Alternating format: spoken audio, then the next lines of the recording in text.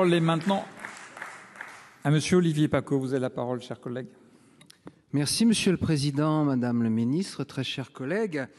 Il y a des textes plus symboliques que d'autres et cette proposition de loi en est un bel exemple. Elle traite évidemment d'eau, d'assainissement, mais son historique et ses conséquences débordent nettement le périmètre aquatique.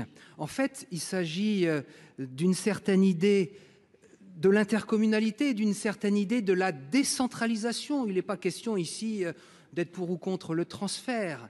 C'est plus la problématique. Mais comme ça a été très bien dit, la vertu principale qui ramène à la philosophie intercommunale, c'est la liberté de choix. Nulle obligation, mais nul empêchement. Alors, beaucoup d'intercommunalités ont déjà franchi le pas du transfert, certaines s'y apprêtent, mais beaucoup le refusent. Parce que chez eux, chez elles plutôt, il y a effectivement des syndicats qui fonctionnent très bien et à moindre coût.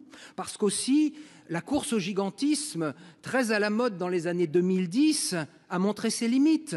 Les grandes régions, les méga-cantons, les intercommunalités XXL ou les syndicats géants ont-ils optimisé l'action publique ? Non. Est-ce qu'ils ont fait des économies ? Non. Par contre, ils ont éloigné la proximité, gage d'efficacité. Et s'il existe aujourd'hui dans notre pays, malheureusement, une désillusion intercommunale, c'est parce qu'on a trop voulu intégrer. En fait, l'ogre communautaire tel Chronos a été tenté d'avaler ses enfants municipaux et à la clé, il y a des indigestions de compétences. Mes chers amis, il est loin le temps de l'identité intercommunale heureuse, celui où, malheureusement ou pas, en fait, on choisissait à la carte.